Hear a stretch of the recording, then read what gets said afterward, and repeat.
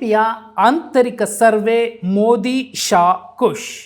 BSY ಕಟ್ಟಿ ಹಾಕಿದ್ರಷ್ಟೇ game workout.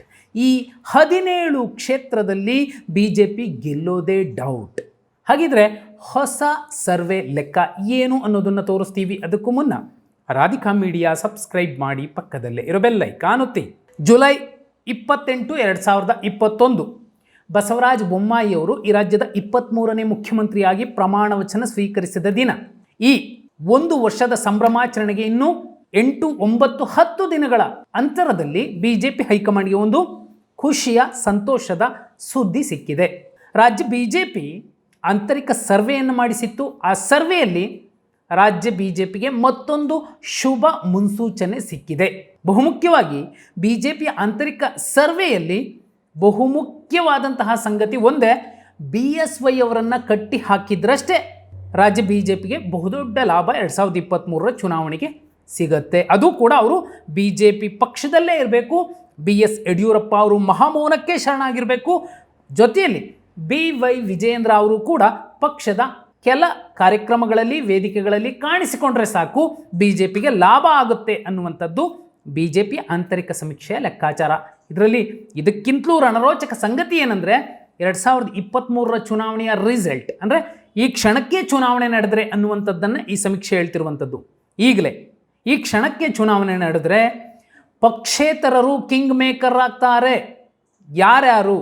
BSP ಕೂಡ ಗೆಲ್ಲುತ್ತೆ, MIM ಕೂಡ ಗೆಲ್ಲುತ್ತೆ, AAP ಕೂಡ ಗೆಲ್ಲುತ್ತೆ. ಜೊತೆಯಲ್ಲಿ ಸಣ್ಣ ಪುಟ್ಟ ಪಕ್ಷಗಳು, ಅದು ಉಪೇಂದ್ರ ಅವರ ಪ್ರಜಾಕೀಯ ಇರಬಹುದು, ರವಿಕೃಷ್ಣಾರೆಡ್ಡಿ ಅವರ KRS ಇರಬಹುದು, ಇಂತಹ ಪಕ್ಷಗಳು ಕೂಡ ಸೇರಿ, ಸ್ವತಂತ್ರ ಅಂದರೆ ಪಕ್ಷೇತರ ಅಭ್ಯರ್ಥಿಗಳು ಸೇರಿ 20ಕ್ಕೂ ಅಧಿಕ ಕ್ಷೇತ್ರಗಳಲ್ಲಿ ಗೆಲ್ತಾರೆ ಅನ್ನೋ ಸಂಗತಿಯನ್ನು, ಸೂಕ್ಷ್ಮ ಸುಳಿವನ್ನು ಬಿಜೆಪಿ ಆಂತರಿಕ ಸರ್ವೆ ಹೇಳ್ತಿದೆ. ಮತ್ತು BSY ಇಲ್ಲದೆಯೂ ಕೂಡ ಬಿಜೆಪಿ ಬಹುದೊಡ್ಡ ಸ್ಥಾನಗಳನ್ನು, ಅಂದರೆ 104 ಸ್ಥಾನಗಳನ್ನು ಗೆಲ್ಲಬಹುದು ಅನ್ನೋದು ಆಂತರಿಕ ಸಮೀಕ್ಷೆಯ ಲೆಕ್ಕಾಚಾರ. ಹಂಗಂತ BSY ಪಕ್ಷದಿಂದ ಹೊರಕ್ಕೋದ್ರೆ ಲಾಭ ಆಗೋದಿಲ್ಲ, ಪಕ್ಷದಲ್ಲೇ ಇರಬೇಕು. ಇದೇ ರೀತಿ ಅಲ್ಲೊಮ್ಮೆ ಇಲ್ಲೊಮ್ಮೆ ಕಾಣಿಸ್ಕೊಳ್ಬೇಕು. ಈ ಮೂಲಕ ಬಿಜೆಪಿಯಲ್ಲೇ ನಾನಿದ್ದೀನಿ ಅನ್ನೋ ಸಂದೇಶ ರವಾನಿಸಬೇಕು. ಇವೆಲ್ಲವೂ ಸಾಧ್ಯವಾದರೆ ಕರಾವಳಿ ಕರ್ನಾಟಕದಲ್ಲಿ, ಮುಂಬೈ ಕರ್ನಾಟಕದಲ್ಲಿ ಬಹುದೊಡ್ಡ ಲಾಭ ಬಿಜೆಪಿಗೆ ಸಿಗಲಿದೆ. ಈ ಕಾರಣಕ್ಕೋಸ್ಕರನೇ ಬಿಜೆಪಿ ಸದ್ಯಕ್ಕೆ ಚುನಾವಣೆ ನಡೆದರೂ ಕೂಡ ಒಳ್ಳೆಯ ಲಾಭವನ್ನು ಪಡೆಯುತ್ತೆ ಅನ್ನೋದು ಬಿಜೆಪಿಯ ಹೊಸ ಸರ್ವೆಯ ಲೆಕ್ಕ. ಇನ್ನು ಹಳೆ ಮೈಸೂರು ಭಾಗದ 89 ವಿಧಾನಸಭಾ ಕ್ಷೇತ್ರಗಳ ಪೈಕಿ ಬಹುಮುಖ್ಯವಾಗಿ 17 ಕ್ಷೇತ್ರಗಳಲ್ಲಿ ಯಾವ ಕಾರಣಕ್ಕೂ ಕೂಡ ಬಿಜೆಪಿ ಗೆಲ್ಲೋಕ್ಕಾಗೋದೇ ಇಲ್ಲ. ಯಾವ ಕ್ಷೇತ್ರ? ಯಾರೆಲ್ಲ ಕಾಂಗ್ರೆಸ್ JDS ತೊರೆದು BSY ಅವರ ಸರ್ಕಾರವನ್ನು ಸಂಸ್ಥಾಪಿಸಿದ್ರು 2019ರಲ್ಲಿ, ಆ ನಾಯಕರ ಕ್ಷೇತ್ರಗಳಲ್ಲಿ ಬಿಜೆಪಿ ಯಾವುದೇ ರೀತಿಯ ಸಾಹಸ ಮಾಡಿದ್ರೂ ಕೂಡ ಗೆಲುವು ಅಸಾಧ್ಯ ಅನ್ನುವಂತಹ ಸಂಗತಿಯೂ ಕೂಡ ಬಿಜೆಪಿಯ ಆಂತರಿಕ ಸರ್ವೆಯಿಂದ ಹೊರಬಿದ್ದಿದೆ. ಹಾಗಿದ್ರೆ ಯಾವ್ಯಾವ ಕಾರಣಕ್ಕೋಸ್ಕರ ಬಿಜೆಪಿಗೆ ಲಾಭ ಆಗುತ್ತೆ, ಗೆಲ್ಲಬಹುದು ಅಂತ ನೋಡಿದ್ರೆ, ಕಾರಣ ಒಂದು, ಆಡಳಿತ ವಿರೋಧಿ ಅಲೆ ಸರ್ಕಾರದ ವರ್ಚಸ್ಸನ್ನು ಹಾಳು ಮಾಡುತ್ತೆ, ಶಾಸಕನನ್ನು ಹಾಳು ಮಾಡೋದಿಲ್ಲ ಅನ್ನುವಂತಹ ಹೊಸ ಸೂತ್ರವನ್ನು ಹೇಳ್ತಿದೆ. ಕನ್ನಡಪ್ರಭ ಪತ್ರಿಕೆಯಲ್ಲೂ ಕೂಡ ಈ ಸಾಲುಗಳನ್ನು ಹೀಗೆ ದಾಖಲಿಸಿದ್ದಾರೆ. ಆಡಳಿತ ವಿರೋಧಿ ಅಲೆ ಶಾಸಕರನ್ನು ಏನೂ ಮಾಡೋದಿಲ್ಲ, ಅವರನ್ನು ಮತ್ತೆ ಗೆಲ್ಲಿಸುತ್ತೆ ಅನ್ನೋ ಒಂದು ಕಾರಣವನ್ನು ನೀಡ್ತಿದೆ. ಕಾರಣ 2, ಕಾಂಗ್ರೆಸ್ ಪಕ್ಷ ಆಗಿರ್ಬೋದು, JDS ಪಕ್ಷ ಆಗಿರ್ಬೋದು. ಬಹುಮುಖ್ಯವಾಗಿ ಕಾಂಗ್ರೆಸ್ ಪಕ್ಷ ಆಡಳಿತ ಪಕ್ಷದ ದೌರ್ಬಲ್ಯಗಳನ್ನು ಎತ್ತಿ ಹಿಡಿಯುತ್ತಿಲ್ಲ ಅನ್ನುವಂಥದ್ದು ಮುಖ್ಯವಾದ ಸಂಗತಿ.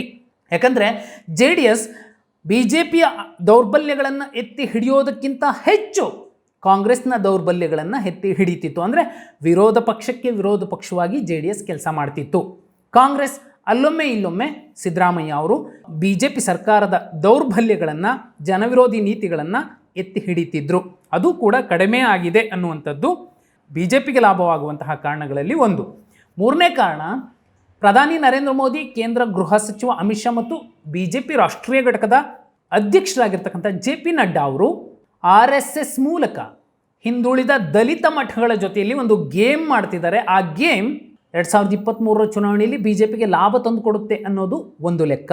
ಒಂದು ವೇಳೆ ಲಿಂಗಾಯತ ಸಮುದಾಯ ಬೇಸರಿಸಿಕೊಂಡರೂ ಕೂಡ ಆ ಲಾಸ್ ಆಗುವಂತಹ ಮತಗಳನ್ನು ಹಿಂದುಳಿದ ಮತ್ತು ದಲಿತ ಮಠಗಳ ಸ್ವಾಮೀಜಿಗಳ ಮೂಲಕ ತರಿಸುವಂತಹ ಕೆಲಸವನ್ನು RSS ಸೈಲೆಂಟ್ ಆಗಿ ಮಾಡ್ತಿದೆ. ಈ ಕಾರಣಕ್ಕೋಸ್ಕರ ಬಿಜೆಪಿಗೆ ಲಾಭ ಆಗಬಹುದು, ಅದು ಕೂಡ BSY ಇಲ್ಲದೆ ಅನ್ನೋದಕ್ಕೆ ಬಿಜೆಪಿ ಸರ್ವೆ ಕೊಡ್ತಿರುವಂತಹ ಕಾರಣ. ಇನ್ನು 4ನೇ ಕಾರಣ, ಸಾಫ್ಟ್ CM ಬೊಮ್ಮಾಯಿ ಅವರು BSY ಅತ್ಯಾಪ್ತರು. ತಮ್ಮ ಗುರುವನ್ನು ತಮ್ಮ ಜೊತೆಯಲ್ಲೇ ಇರಿಸ್ಕೊಂಡು ಇಲ್ಲ BSY ಬೇರೆ ಹೋಗೋದಿಲ್ಲ, ಅವರು ನಮ್ಮ ಜೊತೆಲೇ ಇರ್ತಾರೆ ಅನ್ನೋ ಸಂದೇಶವನ್ನು ರವಾನಿಸೋ ಮೂಲಕ ನಾನು BSY ಅವರ ಶಿಷ್ಯ, ಗುರುವಿನ ಜೊತೆಯಲ್ಲೇ ಇರ್ತೀನಿ ಅನ್ನೋ ಮಾತುಗಳನ್ನು ಬೊಮ್ಮಾಯಿ ಅವರು ಕೂಡ ಅಲ್ಲೊಮ್ಮೆ ಇಲ್ಲೊಮ್ಮೆ ಹೇಳೋ ಮೂಲಕ BSY ಹೊರ ಹೋಗೋದಿಲ್ಲ, ಅವರಿಗೆ ಬೇಸರ ಆಗಿಲ್ಲ ಅನ್ನುವಂತಹ ಒಂದು ವಾತಾವರಣವನ್ನು ಸೃಷ್ಟಿಸೋಕೆ, ಅಂಥದ್ದೊಂದು ಪರಿಸ್ಥಿತಿಯನ್ನು ಬಿಂಬಿಸೋಕೆ ಈಗಾಗಲೇ ಪ್ರಯತ್ನಗಳು ನಡೀತಿದ್ದಾವೆ. ಹಾಗಿದ್ರೆ BJP ಆಂತರಿಕ ಸರ್ವೆಯ ಲೆಕ್ಕಾಚಾರ ಏನು ಹೇಳ್ತಿದೆ, ಯಾರಿಗೆ ಎಷ್ಟು ಸ್ಥಾನ ಅಂತ ನೋಡಿದ್ರೆ BJP ಮತ್ತೊಮ್ಮೆ 104 ಸ್ಥಾನಗಳನ್ನು ಗೆಲ್ಲುತ್ತೆ ಅಂತಿದೆ BJPಯ ಆಂತರಿಕ ಸರ್ವೆ, ಹೊಸ ಸರ್ವೆ. BSY ಪಕ್ಷದಲ್ಲೇ ಇದ್ದು ಮೌನಕ್ಕೆ ಶರಣಾದರೂ ಪರವಾಗಿಲ್ಲ, BJP 104 ಸ್ಥಾನ ಗೆಲ್ಲುತ್ತೆ ಅನ್ನೋದು ಒಂದು ಲೆಕ್ಕ. ಹಾಗಿದ್ರೆ ಕಾಂಗ್ರೆಸ್ ಎಷ್ಟು ಗೆಲ್ಲುತ್ತೆ? 70 ಸ್ಥಾನಗಳನ್ನು ಗೆಲ್ಲುತ್ತೆ ಅಂತಿದೆ. JDS 20ಕ್ಕಿಂತ ಅಧಿಕ ಸ್ಥಾನಗಳನ್ನು ಗೆಲ್ಲಬಹುದು, 20 ಗ್ಯಾರಂಟಿ ಅನ್ನುವಂಥದ್ದು BJPಯ ಆಂತರಿಕ ಸರ್ವೆಯ ಲೆಕ್ಕ. ಇನ್ನು ಪಕ್ಷೇತರರು MIM ಇರಬಹುದು, AAP ಇರಬಹುದು, BSP ಇರಬಹುದು, KRS ಇರಬಹುದು, ಪ್ರಜಾಕೀಯ ಇರಬಹುದು, ಈ ಎಲ್ಲರೂ ಸೇರಿ ಪಕ್ಷೇತರರು ಒಟ್ಟು 20 ಸ್ಥಾನಗಳನ್ನು ಗೆಲ್ಲಬಹುದು ಅಂತಿದೆ. ಅಲ್ಲಿಗೆ ಕಿಂಗ್ ಮೇಕರ್ ಪಕ್ಷೇತರರಾಗ್ತಾರೆ, ಸಣ್ಣ ಪುಟ್ಟ ಪಾರ್ಟಿಗಳಾಗ್ತಾರೆ ಅನ್ನುವಂಥದ್ದು BJPಯ ಆಂತರಿಕ ಸರ್ವೆಯ ಲೆಕ್ಕಾಚಾರ. BSY ಅವರನ್ನು ಮಹಾಮೌನಕ್ಕೆ ಶರಣು ಮಾಡಿ ಅವರ ಬಾಯಿಗೆ ಬೀಗ ಹಾಕಿ BJP ಹೈಕಮಾಂಡ್ 2023ರ ಚುನಾವಣೆಯನ್ನು ಎದುರಿಸುತ್ತಾ. ಒಂದು ವೇಳೆ BSY ಮಹಾಮೌನಕ್ಕೆ ಶರಣಾದ ಮೇಲೆ ವಿಜಯೇಂದ್ರ ಅವರು ಕೂಡ ಕೈಕಟ್ಟಿಕೊಂಡು BJP ಹೈಕಮಾಂಡ್ ಹೇಳುವಂತಹ ಕೆಲಸವನ್ನಷ್ಟೇ ಮಾಡ್ತಾರಾ, ಅಥವಾ ತಮ್ಮ ಭವಿಷ್ಯವನ್ನು ರೂಪಿಸಿಕೊಳ್ಳೋದಕ್ಕೆ ಬೇರೆ ಪ್ರಯತ್ನಗಳನ್ನು ಮಾಡ್ತಾರಾ? BJPಯ ಆಂತರಿಕ ಸರ್ವೆ ಏನು 104 ಸ್ಥಾನ ಗೆಲ್ಲುತ್ತೆ ಅನ್ನುವಂಥದ್ದು ವರ್ಕೌಟ್ ಆಗುವಂತಹ ಸಂಗತಿನ ಕಮೆಂಟ್ ಮಾಡಿ, ವಿಡಿಯೋ ಲೈಕ್ ಮಾಡಿ, ಶೇರ್ ಮಾಡಿ, ತಪ್ಪದೆ ರಾಧಿಕಾ ಮೀಡಿಯಾ ಸಬ್ಸ್ಕ್ರೈಬ್ ಮಾಡಿ, ಪಕ್ಕದಲ್ಲೇ ಇರೋ ಬೆಲ್ ಐಕಾನ್ ಒತ್ತಿ.